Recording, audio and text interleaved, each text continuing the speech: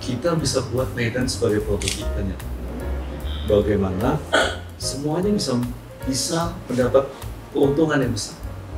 Bagaimana pelayanan kesehatan itu bisa berjalan baik, dokternya senang, masyarakatnya sehat. Jadi kita harus pastikan ada nasi panas di setiap meja makan keluarga di Kota Medan.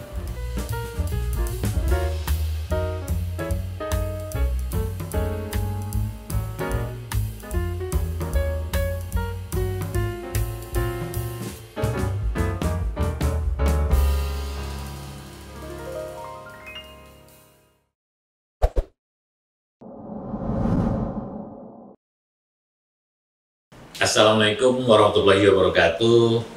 Pemirsa Waspada TV, hari ini dan mungkin selama pilkada, ini lagi musim pilkada, jadi ada musim duren, musim pilkada. Jadi tamu kita, narasumber, kita berharap akan mengundang para calon wali kota, calon wakil wali kota, dan juga calon gubernur dan wakil gubernur, insya Allah nih sebelah Pak Prof. Pemirsa Waspada TV, hari ini tamu kita luar biasa, Profesor Dr. Rida Dharmajaya. Apa itu terakhirnya? SPBS. SPBS apa itu? Spesialis bedah saraf konsultan Kanada. Oh. Asal jangan abang bilang sampai besok lah, SPBS. Jadi ini narasumber kita ini calon wali kota Medan periode 2024-2029 diusung oleh 8 partai. Prof ya? PDI Perjuangan, Partai Persatuan Pembangunan, Partai Persatuan Pembangunan, Hati Nurani Rakyat, Partai Hanura, Partai Umat, Partai Umat, Partai Gelora, Partai Gelora, Partai Buruh, Partai Buruh, Partai Kebangkitan Nasional. Partai Kebangkitan Nasional. Ada berapa tuh Bang? Dari kira 8, sama dengan Pak Riko berarti ya, 8 partai juga ya. Oh, saya nggak tahu mereka berapa. Tapi ini banyak ini semacam Partai Bulan Bintang lah. Partai Bulan Bintang. Ya. Oh, terakhir itu ya. Aduh, enggak lah. Mereka terus yang jawab. Prof, ini banyak yang bertanya ini ke kita ini, Prof. Kita dapat juga informasi dari akar rumput lah di KP, mahasiswa, baru kemudian di khusus dia orang-orang tua atau semua. Profesor Rida ini kan sudah akademisi, Ya. dokter ahli saraf, ahli bedah saraf ya. Karirnya kan sudah mentereng, kok tiba-tiba kepingin menjadi wali kota ini. Apa yang memotivasinya, apa latar belakangnya? Kan udah enak ya. Enak banget. Iya kan, ini kan kecah ya kan, sekali periksa konsultasi, ya kan, Operasi lah. operasi. Konsultasi. Tiba-tiba jadi wali kota, ini kan rimba baru ini sama Prof ini ya. Nggak takut nyasar nanti di sana. Masya Allah. Ya. Pada katanya memang ada hal-hal yang sifatnya spiritual, tapi ada juga yang memang sifatnya sesuatu yang harus dilakukan secara ini ya, langsung gitu ya. Karena pertama dari sisi spiritual, Allah Tuhan itu banyak memberi hal kemudahan-kemudahan buat saya. Oh, Saya jadi dokter bedah saraf dari UI ya, karena waktu itu belum ada pendidikan di USU untuk bedah saraf spesialisnya. oh Pak, Prof alumni UI ya? Bedah saraf, Oke, ya. bedah saraf. Iya, Kalau kedokterannya dari USU, Dari USU. Oh, S3-nya di USU, profesornya di USU. Nah, jadi kemudian kita mencapai jenjang karir yang bagus, alhamdulillah. Kita jadi profesor di usia yang masih sangat produktif, 46 tahun.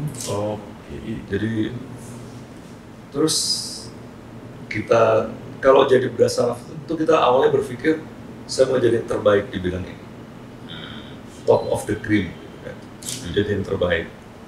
Nah pada saat kita mencapai posisi itu, kita jadi berpikir apa lagi? oh kita punya satu dokter bedah saraf yang bagus, itu baik, bagus, oke. Tapi bagaimana kalau kita punya 10, 100, atau 1000 dokter bedah saraf yang bagus? Maka kita berpikir mendidik. Kita bermanfaat untuk orang lebih banyak. Saya sendiri mungkin bisa membantu, katakan 30-50 orang pasien sebulan, tapi kalau bisa ada 10, 100, 1000, kita bisa kalikan. Setelah itu kita selesai, kita udah mendidik, udah mulai bermanfaat, kita bermanfaat untuk orang lain. Kita berpikir lebih besar, apa lagi? Oke. Nah, sepertinya karena apa yang tadi diberikan kepada kita, ini saatnya untuk payback. Ada sesuatu yang perlu kita berikan. Nah, itu satu, itu dari sisi spiritual dan saya berpikir seperti itu. Yang kedua, sejak saya kecil itu selalu ditumbuhkan rasa cinta terhadap Indonesia, tanah air. Kita melihat bagaimana hari-hari ini kita seperti tidak berdaya menghadapi intervensi, baik itu secara perdagangan atau apa, terhadap hal asing yang masuk ke Indonesia. Dan itu juga berimplikasi terhadap kebijakan-kebijakan atau aturan-aturan yang terjadi. Salah satunya adalah Omnibus Law, terutama Omnibus Law kesehatan yang saya tahu persis. Nah, itu menjadi pencetus. Waduh, ini kayaknya harus masuk. Awalnya dari ada peraturan Omnibus Law khususnya di bidang kesehatan, dan ini merugikan masyarakat menurut Pak Prof. Merugikan semua pihak, artinya kepada pelaku kesehatan seperti dokter, dan ini berimplikasi kepada pelayanan terhadap pasien. Tapi kan Omnibus Law itu kan tingkat nasional kebijakannya. Kalau di Medan misalnya belum jadi nanti wali kota, apa bisa Pak? Nah, iya. Kita bisa buat Medan sebagai prototipenya. Bagaimana semuanya bisa mendapat keuntungan yang besar. Bagaimana pelayanan kesehatan itu bisa berjalan baik, dokternya senang, masyarakatnya sehat. Dan itu bisa dilakukan. Itu sangat mungkin untuk dilakukan. Dan itu bermanfaat untuk pemerintah daerahnya. Kalau seandainya kita bisa memanfaatkan salah satu industri kesehatan. Karena hari ini kalau kita lihat pemerintah daerah mendapatkan penghasilan, caranya gimana? Kan dengan pajak, retribusi. Betul. Ya. Nah, kalau kita berpikir ini sebagai kota, kita mungkin nggak punya lahan yang besar untuk punya perkebunan atau punya tambang, mungkin nggak itu mainannya. Tapi kita bisa punya industri kesehatan salah satu. Dan itu terbuka peluang yang besar sekali. Berarti seperti di apa ya? Di Malaysia itu namanya?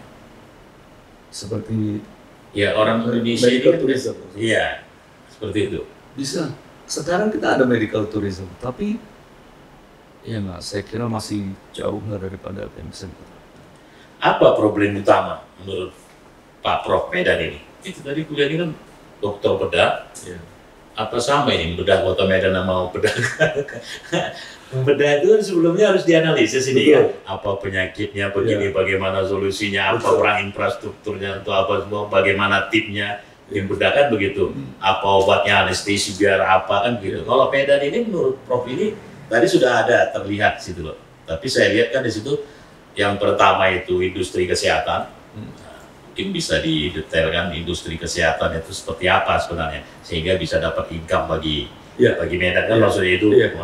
Dan yang kedua, apa kira-kiranya Medan ini mau diapain sama profesor bedah ke depan kan kira-kira gitu ini sehingga masyarakat bisa melihat, oh kalau di tangan Pak Prof Medan itu seperti ini, di tangan ini seperti ini, kira-kira seperti apa rencana Prof ke depan? Yang pasti hal mendasar yang harus diselesaikan adalah kemiskinan.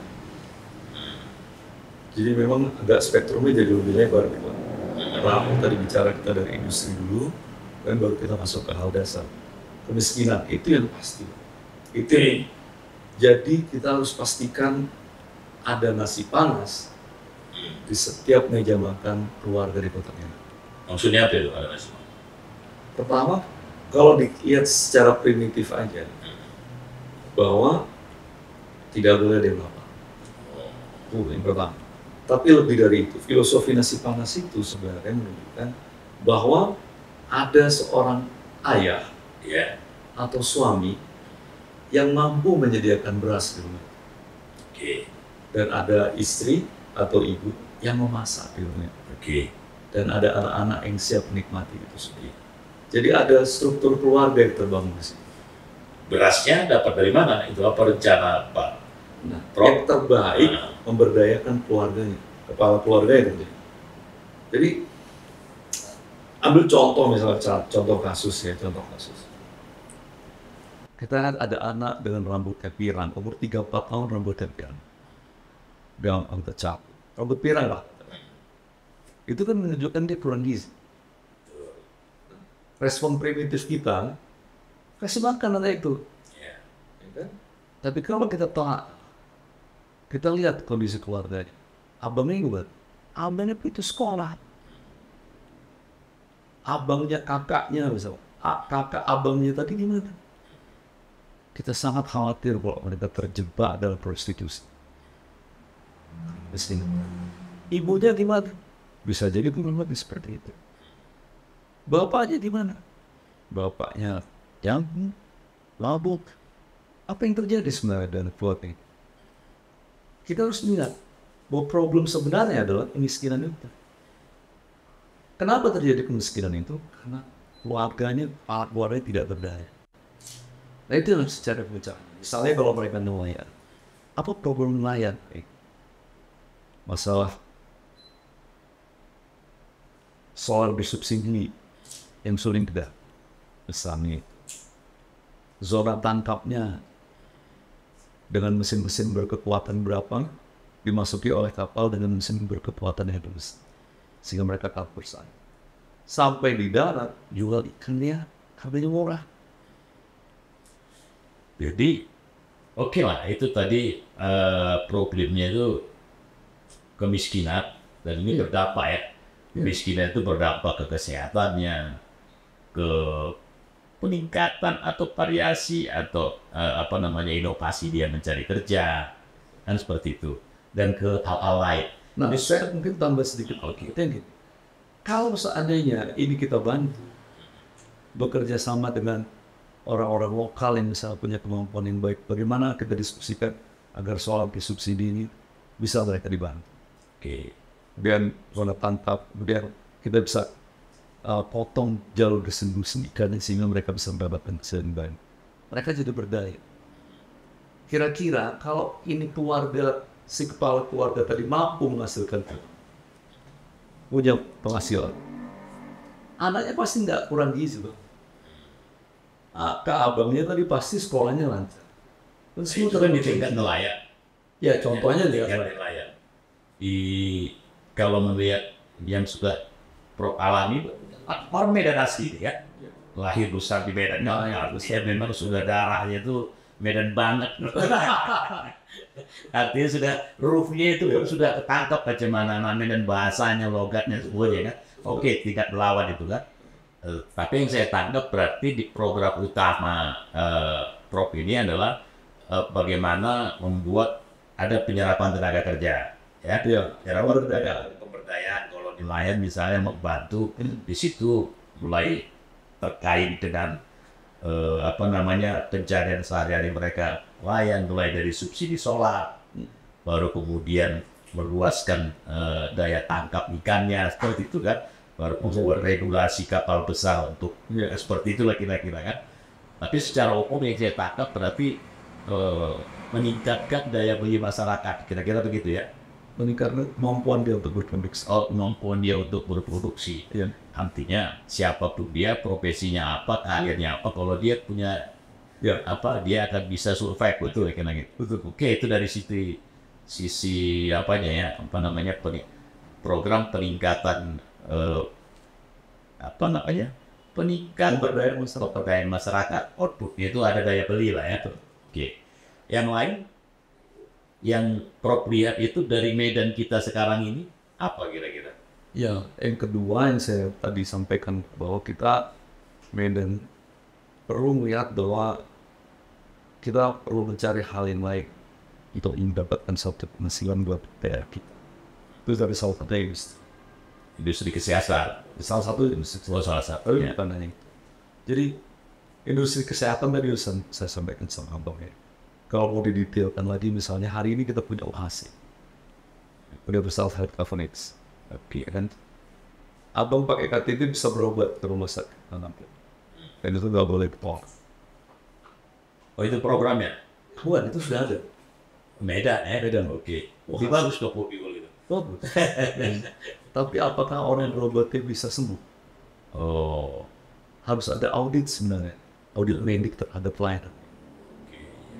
Kalau nggak nanti diterima aja, nanti diterima supaya kita jangan kena rumah sakitnya jangan di blacklist. Kualitas aja ya. Ya, tapi apakah pelayanan dengan benar itu tentu perlu ada audit medik yang dilakukan. Seperti itu.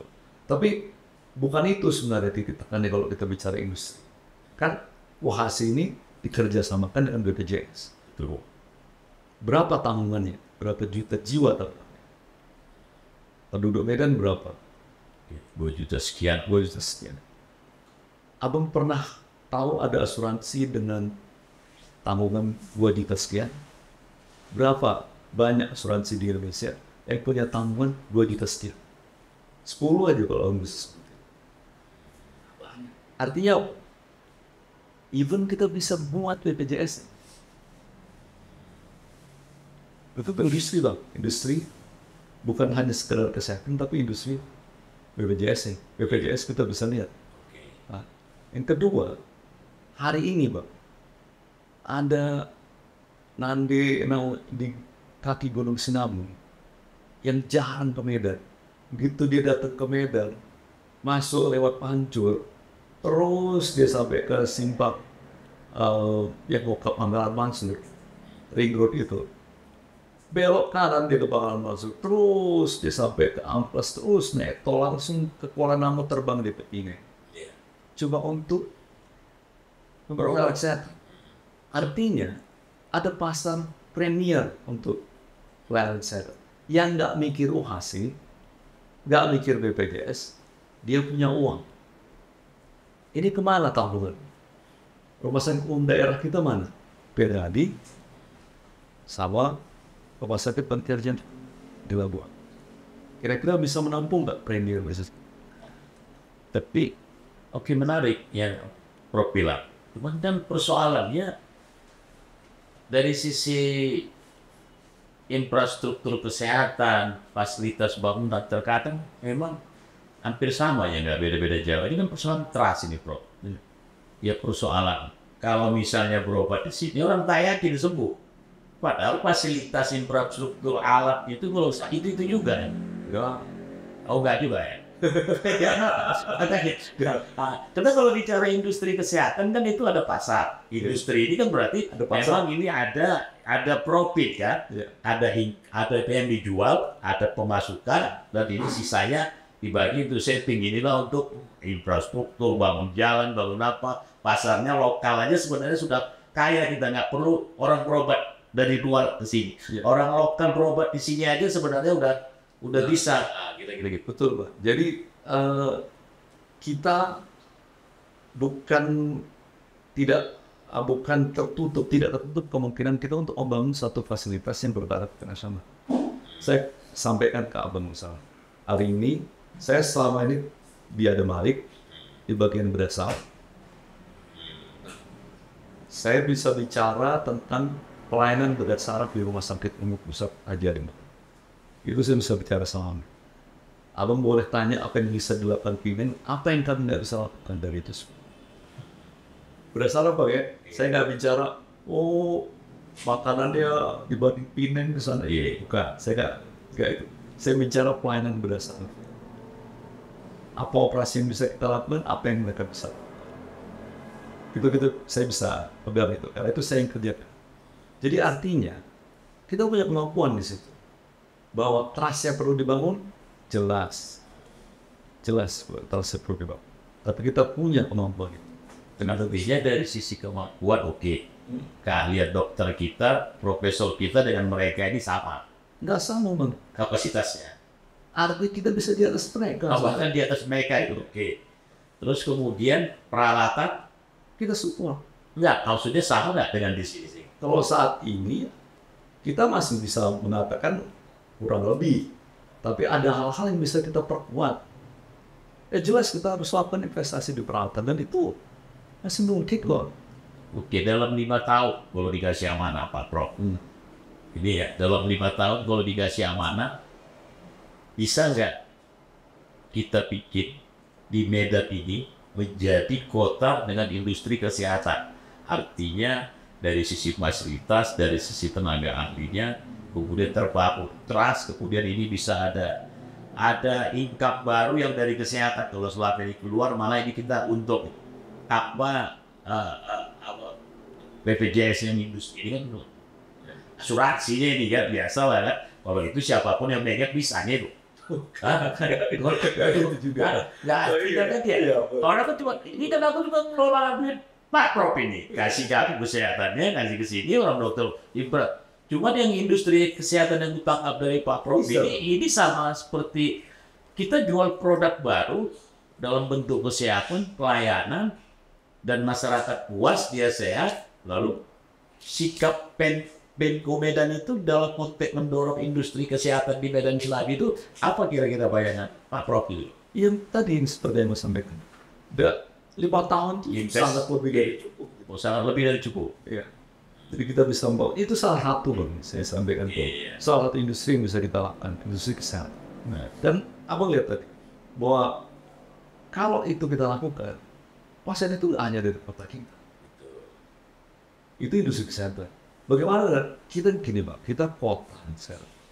Sebagai kota, kita nggak mungkin punya lahan yang besar untuk buat perkebunan untuk penghasilan kita. Pertambangan untuk penghasilan kita.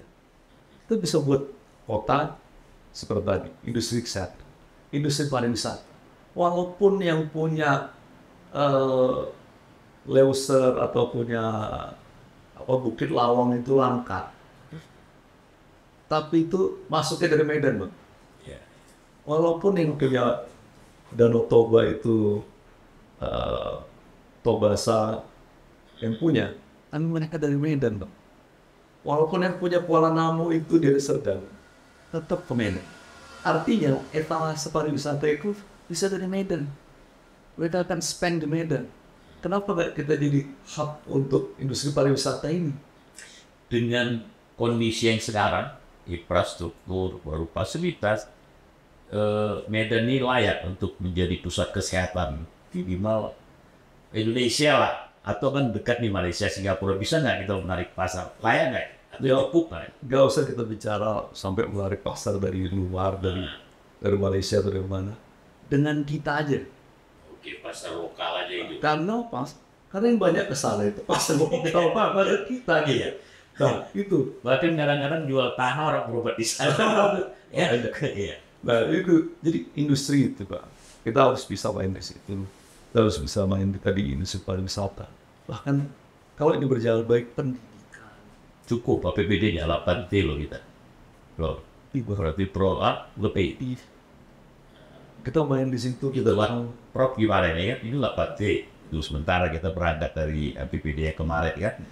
Lalu kita mau menjadikan ini industri kesehatan.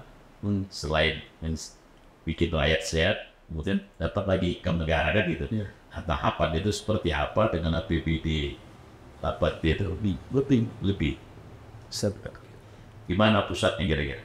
Bentuk konsep itu seperti apa? Industri kesehatan misalnya, apakah semacam industri pabrikasi itu kan?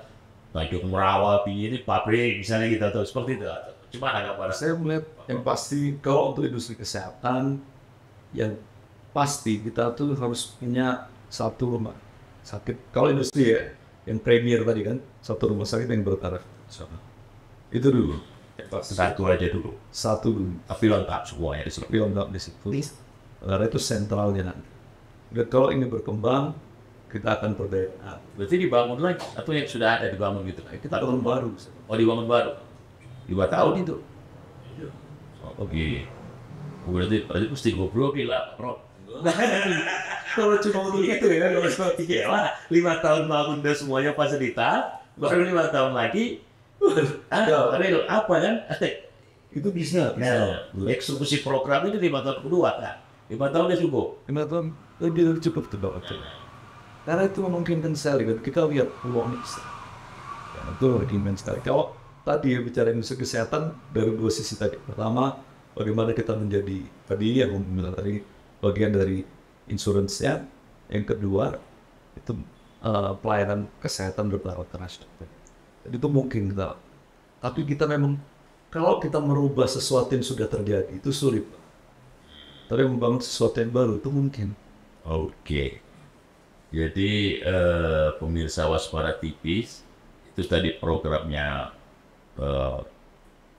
Pak Profesor. Kalau di Medan ini, kalau beliau dikasih amanah 5 tahun itu, insya Allah dijadikan industri kesehatan, rakyat akan berobat di Medan, tidak perlu lagi ke Malaysia karena harganya di bawah, fasilitasnya juga sama dengan di luar, tenaga kesehatannya juga ahli, dan tidak perlu jauh-jauh keluar membuang waktu dan membuang duit. Kira-kira begitu. Kita bersaing secara real, secara fair. Silahkan kok tetap mau keluar, tapi kita akan bersaing secara fair. Kalau kita mampu melaksanakan, nanti kan hasil itu akan muncul. Oke. Tadi kita bicara program aja deh. Teringat masyarakat warga Medan. Prof ini lahir di mana? Besar di mana? Oh, saya lahir Medan. Medan. Saya besarnya di Skambing. Oh, Skambing. Jadi di Papan tuh bang. Kalau abang di Papan Skambing ya. Jadi di SD.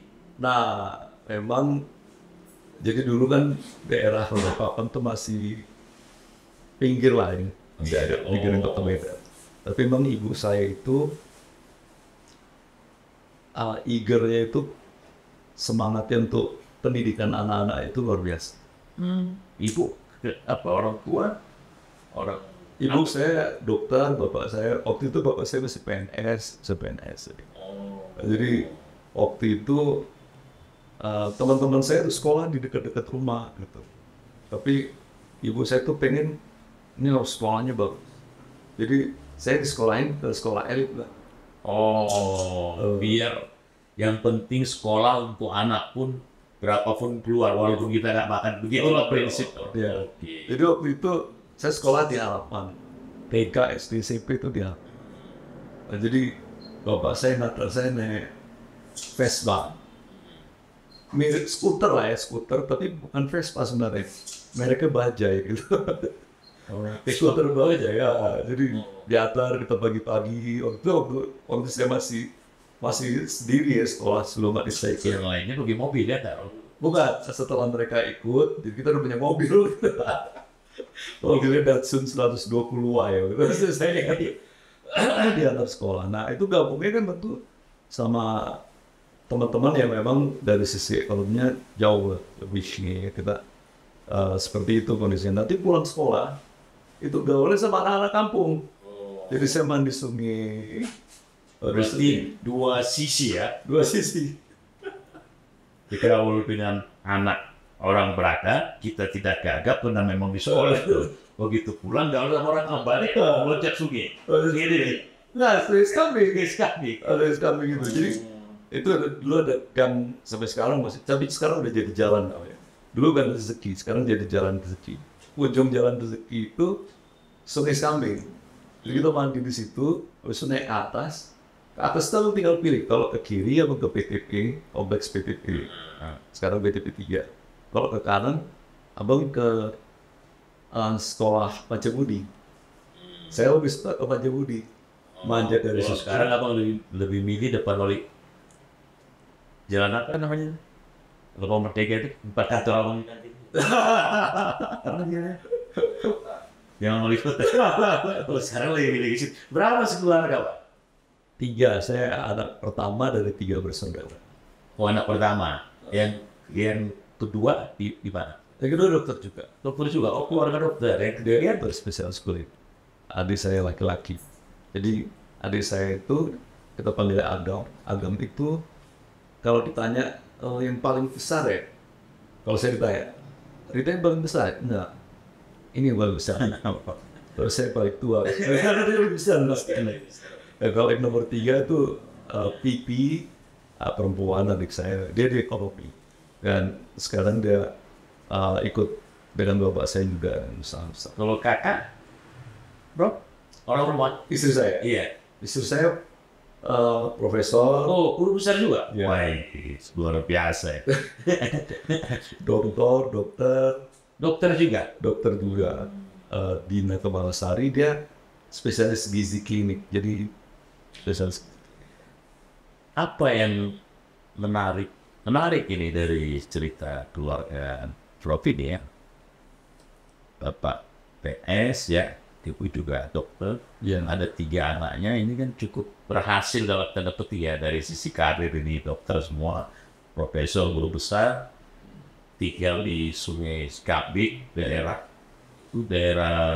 Anduk Grot juga tuh ya. dulu ya kan? Tapi berhasil mendidik anaknya dari sisi sekolahnya. Oke, apa yang teringat, yang menarik, yang dikenal sama Prof, dan itu juga dilakukan sekarang ke anaknya gitu loh, yang membuat ini semacam sumber inspirasi. Iya. Orang tua itu, ibu itu dulu seperti apa, Boy Bang Adi? Ini kan mana di peran ibu atau peran bapak yang sangat Sama sih sebenarnya, karena ibu saya itu ngotot sekali tadi, dan ibu saya itu sangat tidak demokratis. Jadi mau yang seperti ini kerjakan, jadi sekolah itu nggak ada tawar-tawaran. di pokoknya terpimpin lah ya. Kalau ibu saya seperti itu, keras banget. Sekolah itu benar-benar harus maksimal. Jadi kita setelah sekolah harus belajar apa itu, ibu saya yang fokus. Nah, bapak saya itu juga ngajarin disiplin. Jadi disiplinnya ketat, jam berapa bangun, jam berapa, sekolah jam berapa. Jadi dia tunjukin juga bahwa dia juga melakukan itu. Jadi Berarti teladan lah ya, dia bilang A, katanya, dan dia ngerjain. iya, sampai akhirnya bapak saya tuh merokok. Giliran saya besar, jangan merokok, dia berhenti merokok. Oke. Dan berhenti merokok. Saya masih ada foto-foto waktu dia merokok tuh, waktu kita kecil, kita fotoan, tangan dia gini. Buang ngerokok, malas sekali ini. Dia gini kan, sembunyiin tangannya yang ada rokoknya gitu. Jadi, tapi begitu saya mulai besar, dia bilang jangan merokok. Merokok itu dia berhenti merokok. Jadi emang memberi contoh lah, ya, dan punya waktu juga buat keluarga. Itu bapak saya itu sempat tidak di pemerintahan ya, sempat jadi inspektorat yang keluar kota lama. Atau dari situ disiplin dari orang tua, kemudian motivasi dari ibu untuk sekolah. Itu inspirasi. Saya pernah baca di beberapa media itu tentang gerakan Gen Z sehat itu. Nah, itu seperti apa sebenarnya? Itu fakta yang kita temukan hari itu. Jadi saya sebagai dokter bedah saraf itu menemukan kasus saraf terjepit leher. Gejala awalnya itu yang harusnya itu dirasakan di usia 50 tahun ke atas. Itu mulai dirasakan di anak-anak kita di bangku SMA, SMP, bahkan SD. Gara-gara penggunaan gadget insert. Tekuan leher yang dipaksakan dalam waktu yang lama, jadi ada posisi dan ada durasi yang lama. Nah, itu dari penelitian kita. Kalau penelitian di luar tuh di Australia itu mereka menentukan bisa dapat berapa jam. Kalau di Amerika Serikat tuh dia bisa tahu berapa derajat. Nah, kita menggabung itu penelitian kita, berapa jam, berapa derajat, confirm dia akan jadi.